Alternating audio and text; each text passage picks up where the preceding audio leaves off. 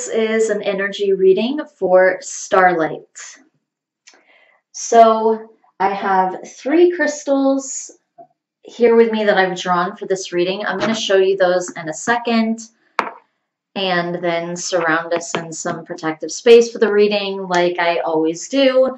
But just to mention this code name a little bit, I always start when it's someone that I've never done a video reading before for.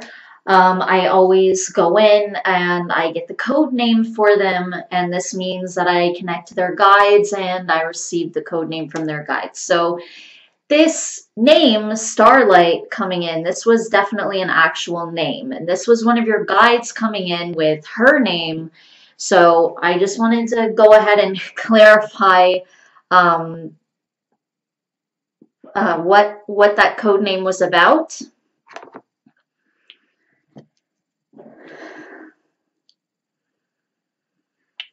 Okay, so I'm going to go ahead and get started with the crystals here. So I've pulled, this is my crystal quartz pyramid.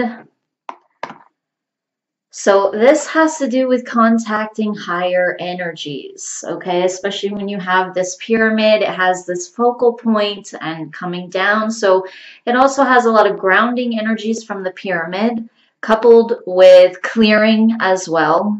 Quartzes have a lot to do with clearing, connecting to higher energies, and they're kind of all-purpose. So it also has to do with just the nature of this stone, the pyramid. And so that's why I'm saying it's grounding as well. And then let me show you this one next.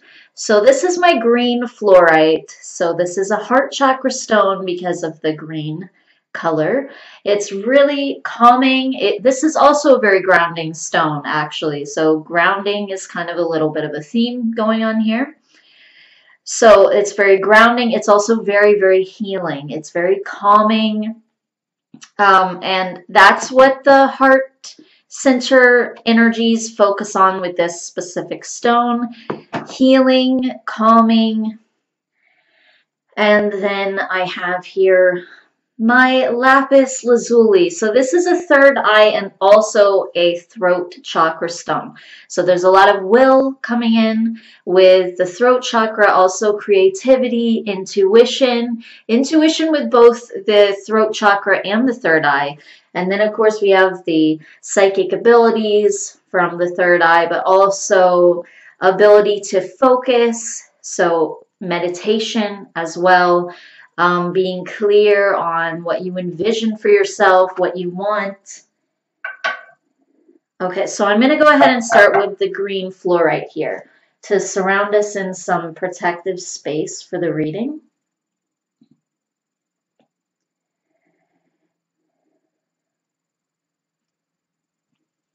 And this guide is already covering you in the protective space.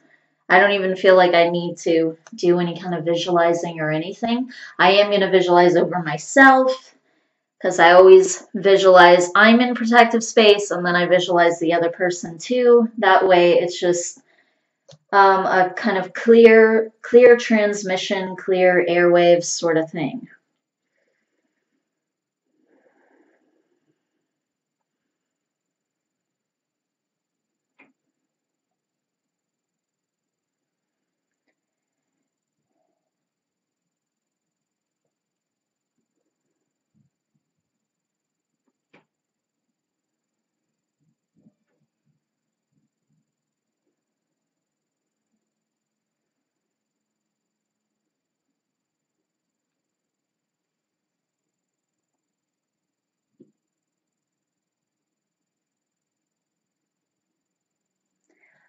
Okay, so this guide right away is kind of coming behind me. She's showing me chakra points, and they're all kind of centered going down the spine. She's also showing me more than 7 for sure. There's more than 7 here, but they're going down in a straight line. Coming down the spine, down from the head and the neck, and then all the way down the spine in this very straight line. And There's a feeling of sitting very erect, sitting very tall. And that's almost some adjustments need to take place in the chakras. And it feels like sitting up very straight, standing very straight, but also meditating specifically and sitting very straight. And this will actually help to align some of these centers.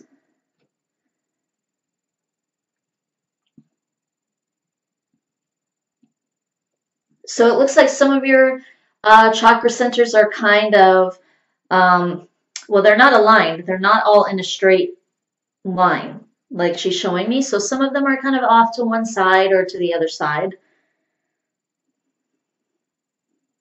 And this happens sometimes, like after a while of being on Earth, people, they get blocks. They get blocks in different chakras. And so then there's like this massive energy surrounding different ones. And so they end up kind of moving and shifting around a little bit. And that's just to compensate for the energy that is surrounding them now, some kind of blockage, whatever it might be, or just excess energy even.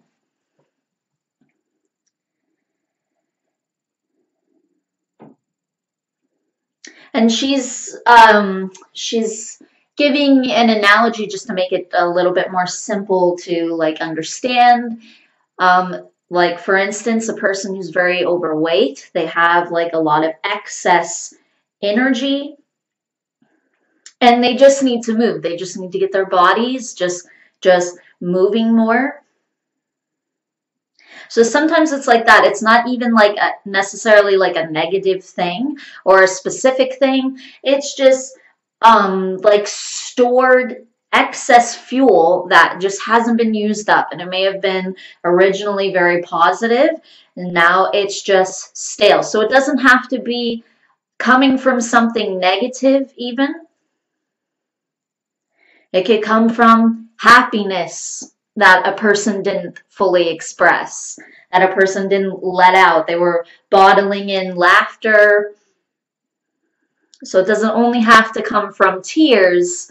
It's just excess energy that's stored. And when we don't release it, we can end up with too much energy. And again, we'll have these sort of, in a sense, you could perceive those as kind of negative shifts, though, with our chakras, just because they're stepping out of alignment. So she's saying that this also means there's like a resistance to something. There's a resistance now to the flow of the energy. And whatever this chakra wants to do, whatever its sort of original intent is, whatever is sort of meant to be harnessed from that chakra or manifest from that chakra, it's like there's something pushing against it.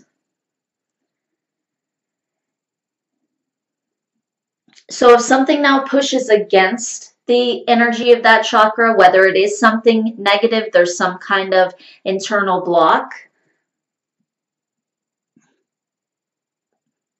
or even something external that causes an internal block, or this is just excess. And again, it started off as something positive. It was just something that was maybe not expressed or not used properly. And so it turned into something that you could term negative, but you could also simply say unused. Unused or stale.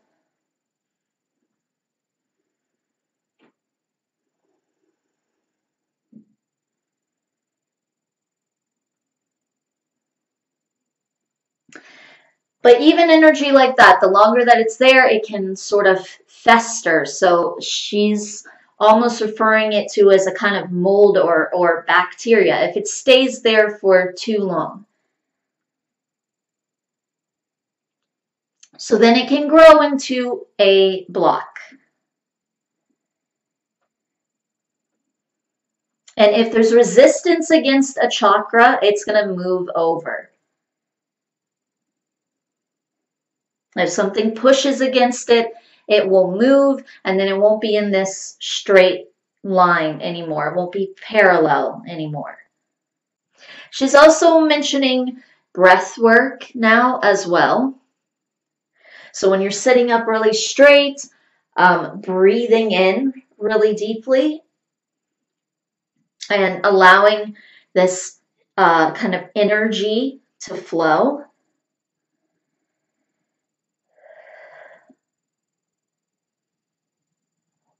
And also making sure that you have creative outlets, whatever it is that you like to do. And anything really can be creative.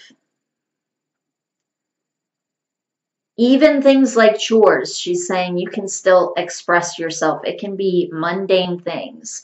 You can be cooking and you can put in a bunch of spices and feel like you are expressing yourself. But then she's even referring to some other less kind of creative household chores like dishwashing and laundry. And these seem really mundane.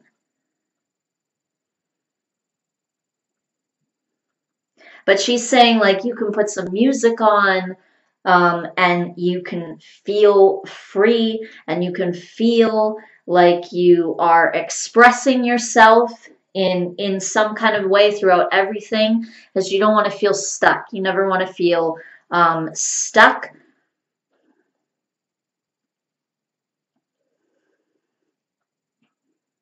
Or she's also using the word isolated for some reason. She's saying you never want to feel stuck or isolated or alone. You always want to feel like you're connecting to something higher. You're sort of reaching out to the universe, even if nobody is there physically. This isn't really talking about a physical person.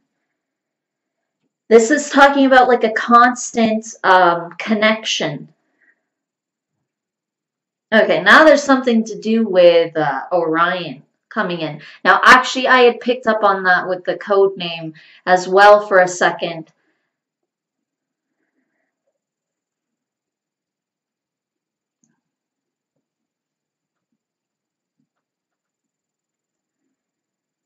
Okay, so this guide is from Orion. This female guide here. There's another male guide, though, and I think he might be from Orion as well, but he's not really coming in and speaking that much. Or, well, he hasn't said anything at all, but he's not really revealing himself right now. But there is a male guide around as well. Everybody has like a small team. Everybody has more than one or two.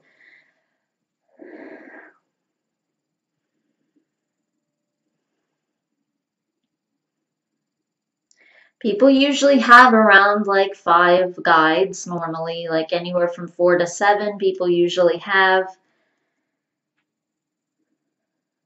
4 is a pretty small number though. Most people have about 5.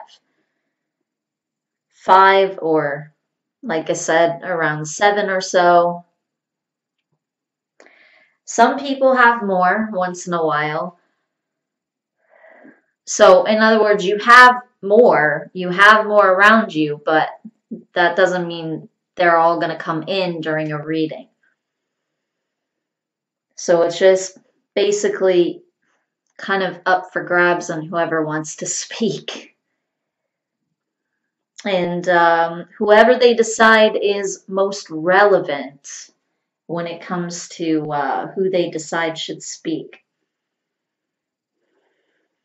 Okay, so another thing that I was already kind of getting a feeling of at one point as well. I don't remember if this is when I looked at an email. No, I think it was right before I went into the reading, actually, is a connection to Egypt as well. There's definitely a strong connection with you in Egypt. This Orion connection, though, this is not just guides around you. This is definitely some lifetimes that you've had as well.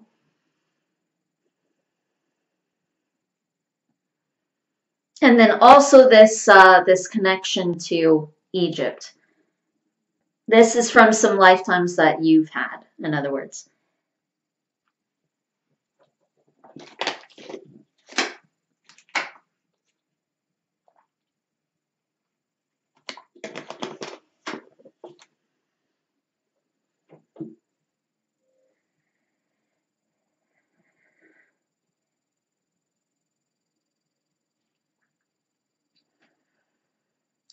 Now, this guide is saying that creative expression and freedom is definitely a theme for you right now. And to make sure that you are constantly expressing yourself, whatever it is that you like to do, whatever it is that you love, and make sure that you're constantly in this high vibration.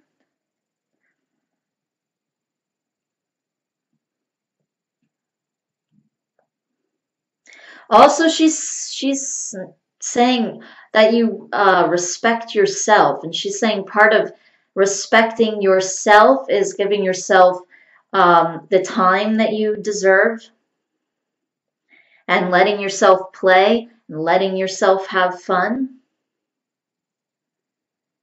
But a lot of this, it keeps feeling like you yourself. This isn't not that you can't be around other people or be with groups of people and things like that. But that's just not what she's addressing. She's talking about you, like in your own time with yourself and by yourself. But she's saying, like, even with other people, we're always alone. We're always, even if we're with somebody else, in a sense, we're shut off to their perspective to a degree, to a good degree even. And they're shut off to ours. We know what our perspective is. And so, in that sense, we're alone. In that sense, we are separate. Even though that's an illusion, and obviously we're all one, but that's the illusion that we're experiencing for a reason. So you're always going to be this individual. You're always going to be alone in that sense.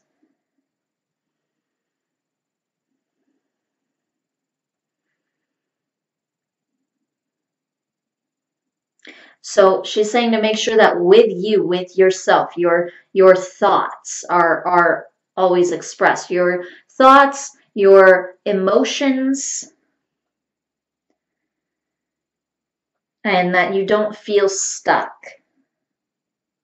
That you, at least with yourself, in your own time, you let yourself be you. You let yourself explore the things that you want to explore.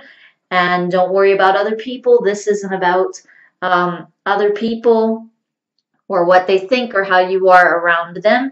This is about you completely and your own inner dialogue with yourself. And to keep that in check and make sure that it's never limiting.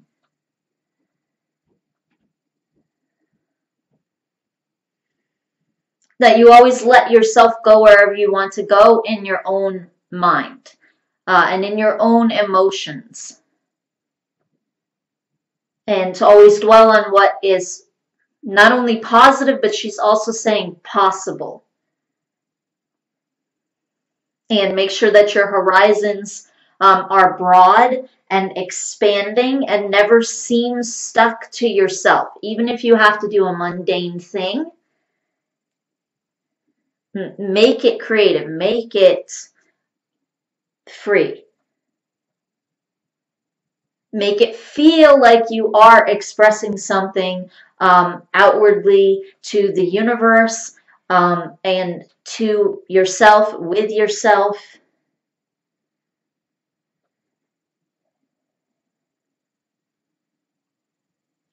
And she's also saying to keep in mind that your guides are always around you. And so a higher vibration is always what pulls their energies in. That's always what pulls their energies closer to you.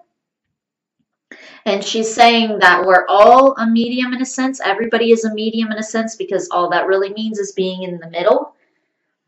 So that means your vibration goes up, and then your guide's vibration comes down, and you meet in the middle.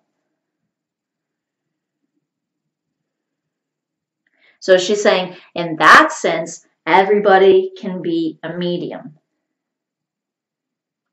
Everybody can meet their guides halfway and be in that middle ground where they can speak to one another, that person and their guides, however their guides communicate with them.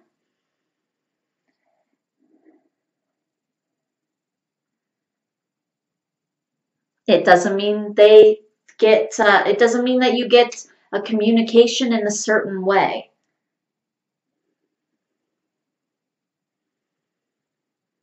Some people get thoughts, some people get pictures, some people get feelings, some people sense a presence, or some people get creative ideas, or they just know what to do, or they feel inspired in some way, or some people just feel better and they attract higher things to themselves.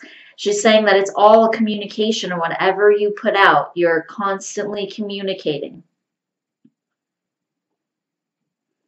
You're constantly communicating to your guides, but mainly you're constantly communicating to the universe at large, the universe around yourself. And she's saying that right now you're communicating that you're stuck. In some ways, you communicate that you're stuck.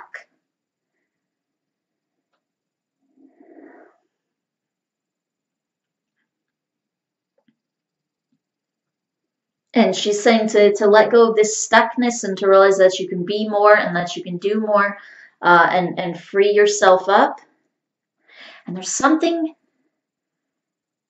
with your mom.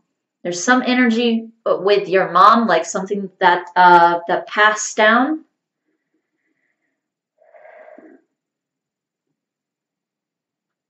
So she's saying that sometimes parents feel like they can't do certain things. And even if you're older, that doesn't matter. This is a passed down energy, or she's again saying passed down communication, passed down belief. It's all a communication. But she's saying that this communication has to do with stuckness, not being able to do what I want to do, or perceive myself as being able to do something that I know I can do or could do, or that I would want to do, but I don't feel free enough to do it. I feel stuck. I feel incapable or unable for some reason, and so I'm stuck in not being able to do that thing, whatever it is. And she's saying that this comes out in different areas of your life.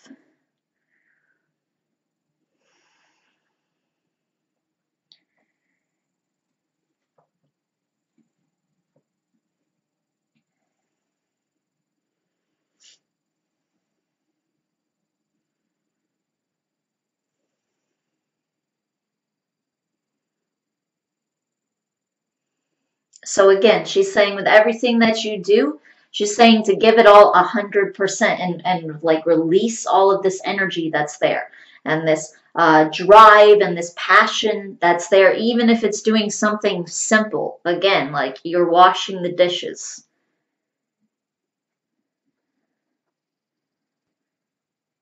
Because she's saying that simple things, especially like mundane activities, can trigger different emotions, or they can trigger different thoughts, like different responses, because we're so used to doing those things So sometimes you have to free yourself up by doing something different. And if there are like certain mundane things that you have to do, like everybody has to wash the dishes, right? Everybody has to do their laundry. Unless they're a breatharian, they don't have to do any dishes. Um, but obviously there are still going to be other chores that they have to do. And everybody has to do those things, so they're kind of mundane. Everybody has to do a job of some kind. They have to make money in some way.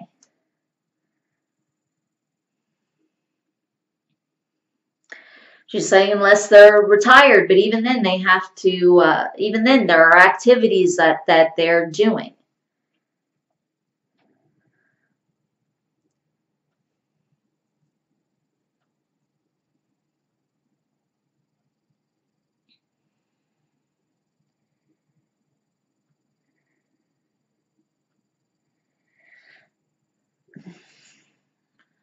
She's saying something about subliminal messages. Uh,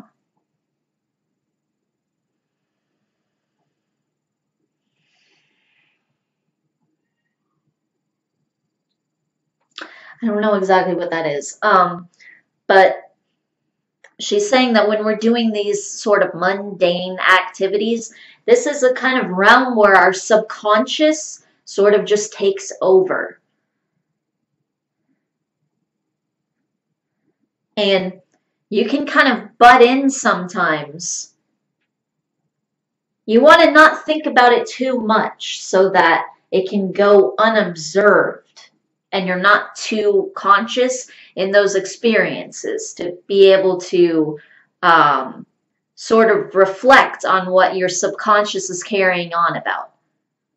But you want to kind of pop in sometimes. So let it be free to just sort of say whatever garbage it's spewing out, or whatever positive, great stuff that it's saying and communicating, whichever it is. And these habits, this sort of habitual rhetoric that are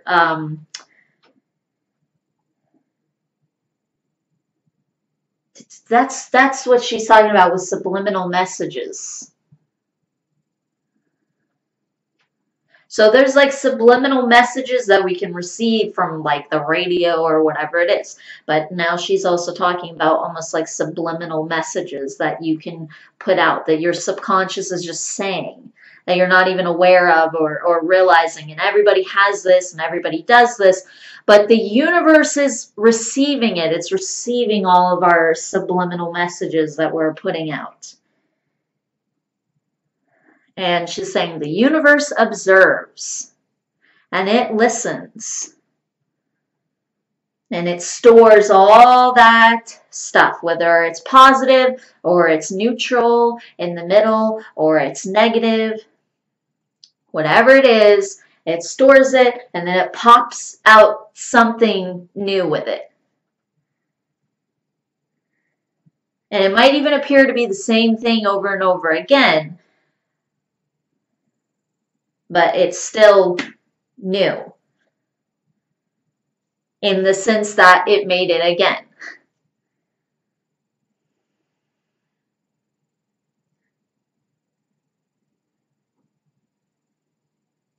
So it's like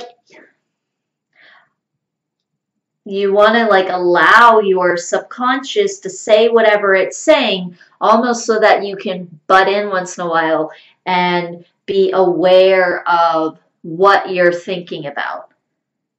So if you were to try and listen to the whole thing and try and control it, then you would get a completely different conversation, in other words. So you have to kind of forget about it, forget about what she's saying to do, and then it'll just come to you, and then you kind of will realize what it is that you've been thinking about. and what like response you've been having to this chore that you're doing, or this some kind of mundane task that you're doing.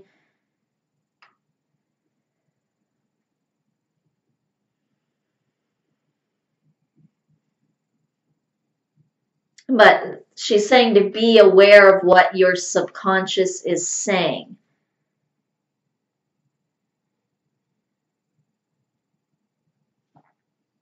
And then she's saying that if you want to change that conversation, then spice up everything that you're doing. Just in the same way she was talking about cooking and adding the spices. She's saying you want to liven up everything that you do and make it new and make it more interesting, even if it's a mundane thing, because this will automatically switch your conversation with yourself and you won't have the same one anymore. So you have to sort of trick yourself into feeling more expressive and more expanded and more free.